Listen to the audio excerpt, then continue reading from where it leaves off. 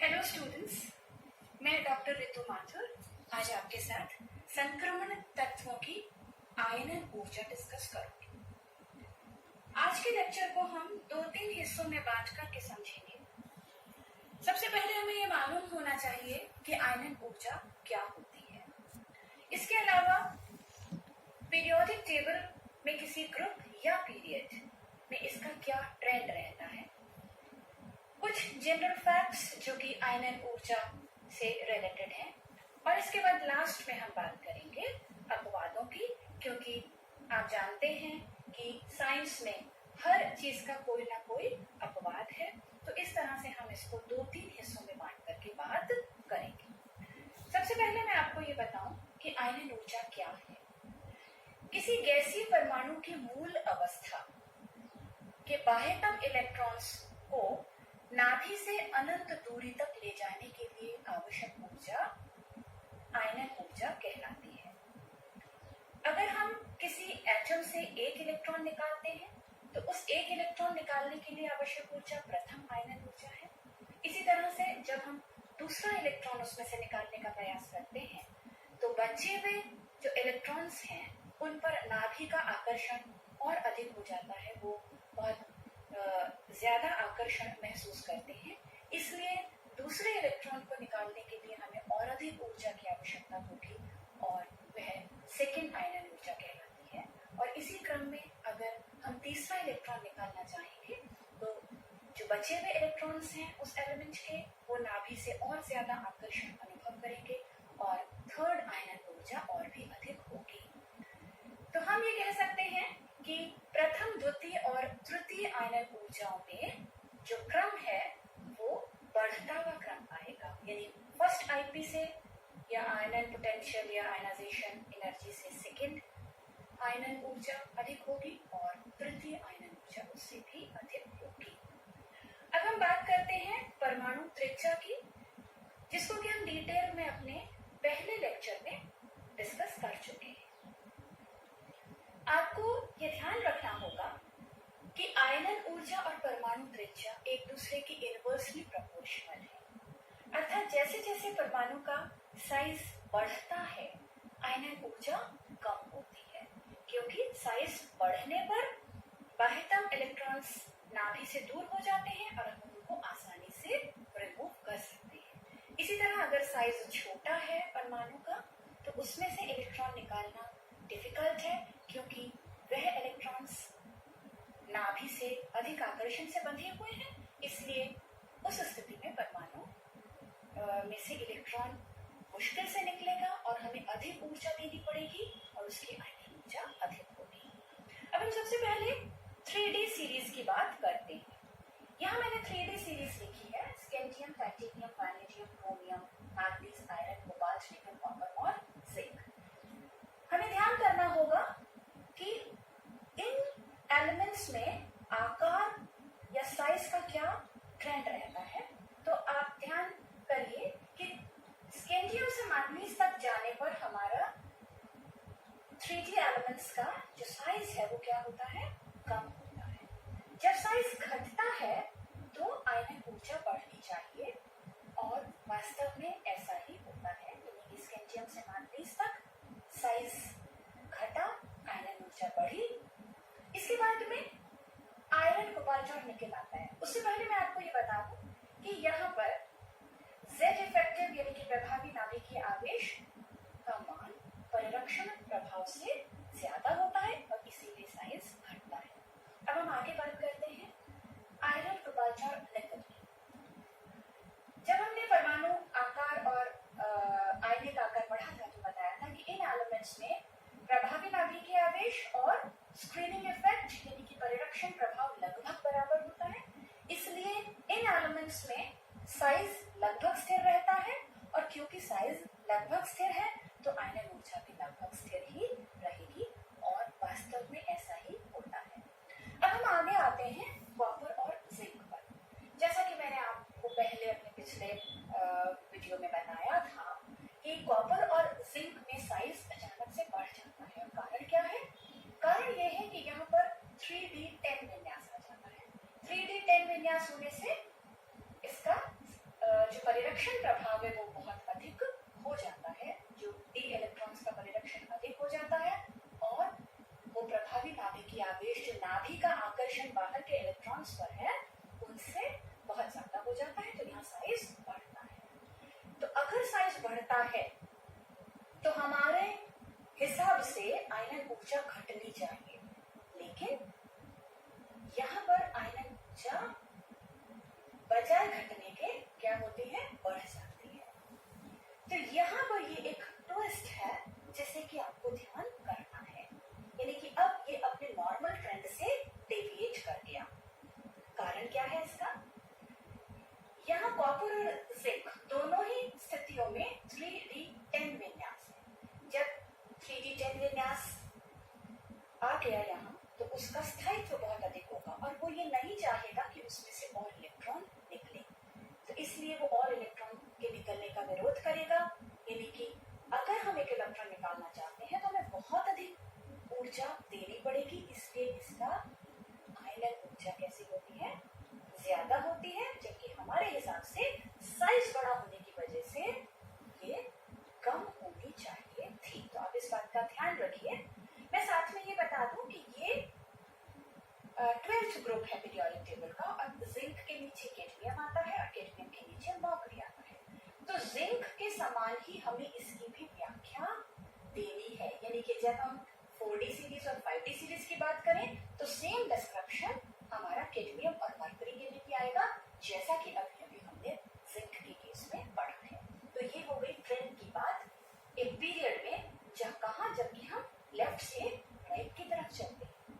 अब हम ट्रेंड की बात करें टॉप से बॉटम की तरफ, यानी कि 3d से 4d, 4d से 5d। यहाँ आप देखते हैं कि स्कैंडियम के बाद में यट्रियम आता है और यट्रियम के बाद में क्या आता है, लैंथेनम, लैंथेनम के बाद में क्या आता है, हाफनियम। स्कैंडियम से जब हम यट्रियम की तरफ जाते हैं, यानी कि 3d से 4d की तरफ आते हैं, तो साइज क्या होता है, बढ़ता है। और जब साइज बढ़ेगा तो आप जानते ही हैं कि आयनन ऊर्जा कम होनी चाहिए, क्योंकि आयनन ऊर्जा साइज के व्युत्क्रमानुपाती है।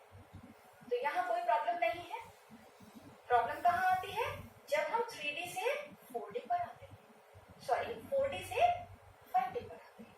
5d में लैंथेनम के बाद आता है हाफनियम, जो कि मैंने यहाँ लिखा नहीं है, और इन दोनों के बीच में पूरे लैंथेनाइड एलिमेंट्स, 14 लैंथेनाइड एलिमेंट्स आएंगे, जिसमें कि इलेक्ट्रॉन किसमें भरा जाता है, 4f सबशेल में।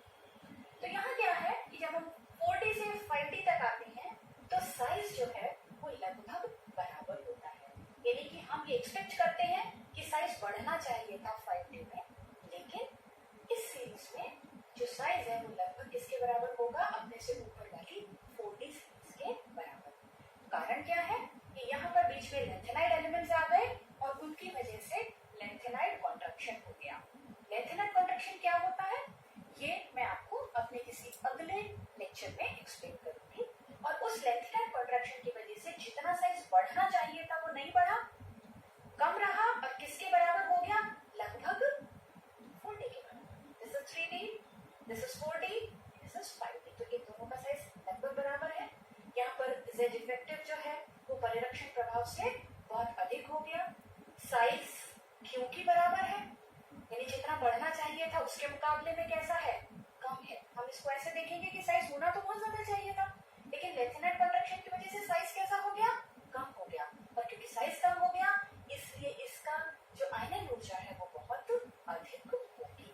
तो अब हमने ट्रेंड टॉप टू बॉटम देखा कि 3d से 4d आने पर आयनन ऊर्जा घटी, लेकिन 4d से 5d आने पर आयनन ऊर्जा जो है वो बढ़ गई, और जो मतलब उसमें जो राइज है वो बहुत ज्यादा है। किस वजह से है, वो लैंथेनाइड कॉन्ट्रैक्शन की वजह से। तो ये जो भी कुछ हमने अभी पढ़ा, इनको हम कुछ फैक्ट्स में, यानी कुछ पॉइंट्स में आपको बताते हैं। समझने में थोड़ी सी आसानी है। जो कुछ भी अभी मैंने आपको बताया वो आपको समझ आया होगा, और ये फैक्ट्स अब सिर्फ उनका रेपिटेशन है, मतलब नियम वही लागू होंगे, ये कुछ रेपिटेशन है। और इसके बाद हम अपवाद की बात करेंगे। तो देखिए आपको मालूम है कि इलेक्ट्रॉन्स का नाभि से अगर आकर्षण प्रबल है तो आयनन ऊर्जा कैसी होगी, अधिक होगी, क्योंकि इलेक्ट्रॉन जो है वो नाभि से ज्यादा आकर्षण से बंधे हैं, उन्हें निकालना मुश्किल होगा, ज्यादा ऊर्जा देनी पड़ेगी, आयनन ऊर्जा ज्यादा होगी। सेकेंड, किसी भी आवर्त में, ये हम डिस्कस ऑलरेडी कर चुके हैं, अब हमने सिर्फ इनके पॉइंट्स बना दिए हैं। आवर्त में लेफ्ट से राइट जाने पर साइज घटता है। यहाँ देखिए, यहाँ से यहाँ जाएंगे तो साइज घटेगा, क्योंकि इलेक्ट्रॉन्स जो है वो नाभि के निकट आते जा रहे हैं साइज छोटा होने की वजह से। इलेक्ट्रॉन्स को हटाने के लिए हमें अधिक ऊर्जा की आवश्यकता होगी, इसलिए आयनन ऊर्जा क्या होगी, बढ़ेगी। अगर हम डी ब्लॉक तत्वों की आयनन ऊर्जा देखें और कंपेयर करें किससे, एस और पी ब्लॉक के एलिमेंट्स से, तो हम ये पाएंगे कि डी ब्लॉक एलिमेंट्स जो कि एस और पी ब्लॉक एलिमेंट्स के बीच में स्थित हैं, उनकी आयनन ऊर्जा एस और पी ब्लॉक एलिमेंट्स से ज्यादा है। क्यों ज्यादा है, क्योंकि डी कक्षकों, डी और ब्लॉक एलिमेंट्स का साइज कम है। तो मोर और लेस वही नियम लागू हो रहे हैं, जस्ट हम उनको अलग अलग पॉइंट्स में इंक्लूड कर रहे हैं। तो हम ये देख सकते हैं कि अगर हम फर्स्ट आईपी की बात करें डी ब्लॉक एलिमेंट्स की, तो कैल्शियम जो कि एस ब्लॉक का एलिमेंट है और गैलियम जो कि पी ब्लॉक का एलिमेंट है। एक तरफ हमने कैल्शियम ले लिया, एक तरफ हमने क्या ले लिया, गैलियम ले लिया, तो इनके बीच में क्या आएंगे, जी ब्लॉक एलिमेंट्स, और उनकी आईपी क्या होगी, आईपी या आईई आप जो भी कह लें, आयनन विभव या आयनन ऊर्जा, वो इनसे ज्यादा होगी। एक चीज और कि हम ये आपको बता चुके हैं कि डी ब्लॉक एलिमेंट्स में साइज में जो कमी आती है वो बहुत ज्यादा नहीं आती है, जब हमने पहले आकार के बारे में पढ़ा था, क्योंकि जेड इफेक्टिव जो है वो परिलक्षित प्रभाव के लगभग बराबर होता है, इसलिए आईई के डाटा में भी कोई बहुत ज्यादा अंतर नहीं है। बट इवन देन आप अच्छे से जज कर सकते हैं कि किस तरह से आईई डाटा बढ़ रहा है या घट रहा है। ये भी मैं आपको अभी बता चुकी हूँ कि किसी भी एलिमेंट का जो प्रथम आयनन ऊर्जा है उसके मुकाबले में सेकंड और थर्ड आयनन ऊर्जा के मान हमेशा अधिक होते हैं। कारण क्या है कि अगर एक इलेक्ट्रॉन निकल गया तो बचे हुए इलेक्ट्रॉन्स पर नाभि का आकर्षण बढ़ गया, अब हमें एक और इलेक्ट्रॉन अगर निकालना है तो हमें ज्यादा ऊर्जा देनी पड़ेगी, इसलिए सेकंड जो आयनन ऊर्जा है वो ज्यादा होगी। अगर हमने दो इलेक्ट्रॉन्स ऑलरेडी निकाल दिए हैं तो जो बचे हुए इलेक्ट्रॉन्स हैं उन पे नाभि का आकर्षण और ज्यादा बढ़ गया, और ज्यादा आकर्षित होंगे नाभि की तरफ, तो तीसरा इलेक्ट्रॉन निकालना और ज्यादा डिफिकल्ट हो जाएगा, इसलिए जो थर्ड आयनन ऊर्जा है वो और भी अधिक होगी। अब आप यहाँ देखिए कि जो डी ब्लॉक एलिमेंट्स हैं, मैंने आपको बताया कि उनकी आयनन ऊर्जा अधिक होती है। किससे अधिक होती है, एस और पी ब्लॉक एलिमेंट से भी अधिक होती है। जब उनकी आयनन ऊर्जा अधिक है तो उसमें से इलेक्ट्रॉन्स निकालना क्या है, थोड़ा सा मुश्किल है। जब इलेक्ट्रॉन्स मुश्किल से निकलेंगे तो वो क्या होंगे, कम धन विद्युती, यानी कि लेस इलेक्ट्रो पॉजिटिव होंगे। और साथ ही साथ अगर हम उसमें से इलेक्ट्रॉन नहीं निकाल पाएंगे या कम निकाल पाएंगे तो जो इलेक्ट्रॉन निकलता है वो कहाँ जाता है, वो कहीं जाकर के ऐड होता है और किसी सिस्टम का अपचयन करता है। तो अगर इलेक्ट्रॉन्स के निकलने की टेंडेंसी कम है तो वो अपचयन भी कम कर पाएगा, यानी कि ये एक दुर्बल अपचायक होते हैं। तो आप ऐसे समझ सकते हैं कि जो डी ब्लॉक एलिमेंट्स हैं वो क्योंकि कम धन विद्युती हैं, क्योंकि इनका आयनन ऊर्जा ज्यादा है, इसलिए ये दुर्बल अपचायक भी होंगे। और इसी से रिलेटेड क्या है कि जब इनकी इलेक्ट्रॉन डोनेशन टेंडेंसी, इलेक्ट्रॉन दाता प्रवृत्ति कम है, क्यों कम है, क्योंकि इनकी आयनन ऊर्जा कम है। तो जो इलेक्ट्रॉन दाता प्रवृत्ति है वो किससे रिलेटेड है, केमिकल रिएक्टिविटी से, मतलब जितने इलेक्ट्रॉन्स वो दे सकता है उतनी ही उसकी केमिकल रिएक्टिविटी ज्यादा होगी। लेकिन अगर उसकी इलेक्ट्रॉन दाता टेंडेंसी कम है तो उसकी केमिकल रिएक्टिविटी भी कम होगी।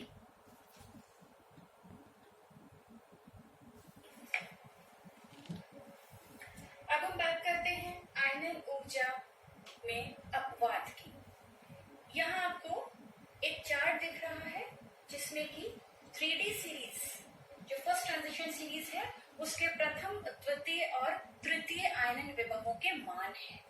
हो सकता है आपको यहाँ बहुत क्लियर ये मान नहीं दिख रहे हो, इसमें बहुत कुछ समझाने का नहीं है, क्योंकि जो कुछ था वो मैं आपको पहले बता चुकी हूँ। तो आप अपनी किसी भी किताब के अंदर ये डाटा देख सकते हैं।